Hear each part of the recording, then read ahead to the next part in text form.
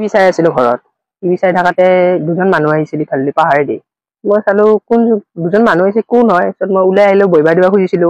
আহি কিনে সিহঁতে ডাইৰেক্ট মোক মুখত স্প্ৰে মাৰি দিলে।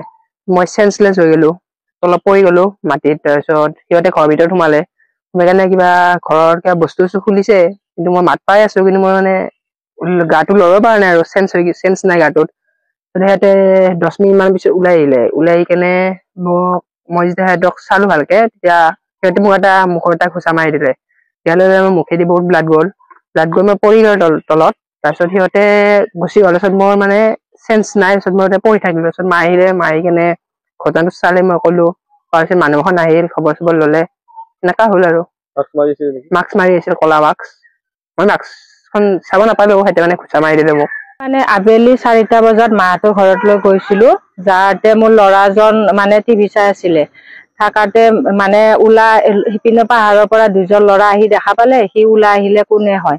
হওঁতে মানে মাস্ক মাৰি আহিছে। আহি পিনে তাক মানে একো সুধিবই পোৱা নাই, ডাইৰেক্ট মানে কি বুলি কয়, স্প্ৰে মাৰি দিলে। দিয়াৰ লগে লগে সি বেহুচ হল। বেহুচ হোৱাৰ পাছত মোৰ ৰুমত যাই পিনে চব উলট পালট কৰিলে। কৰি পিনে নগদ ধন আছিল 4,500টো ললে, আৰু কিন্তু সনাখুনি বাচি গল। আৰু বস্তুবিলাক চব উলট পালট কৰি থৈ গল। তাৰপিছত সি এনেকে চাব খোজাতে তাক আকৌ এঘুচা মাৰি দিলে। দিয়াৰ পাছত সি মানে মুখেদি ব্লাড বাহিৰ হল। হোৱাৰ পাছত সি আকৌ বেহুচ হৈ পৰি থাকিল।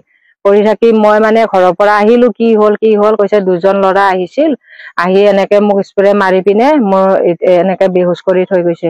তাৰপিছত আৰু মই গাঁৱত সেয়া কৰিলো, মানুহ বিলাক আহিলে।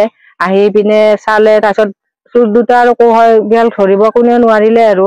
এতিয়া মানে মই পুলিচক কালি ফোন কৰিছিলো, যোগাযোগ কৰিলো। কৰাতে কৈছে আজি এখন দিব দিছে আৰু এজাহাৰ দিব দিছে। এতিয়া মানে তাৰ পাছত ছাৰহতে কৈছে আমি যি কৰিব লাগে কৰিম। কিন্তু এতিয়া মোৰ যিহেতু হল এনেকুৱা, বগীবাৰীত আৰু যিহেতু নহয়, সাৱধান হব লাগে আৰু চব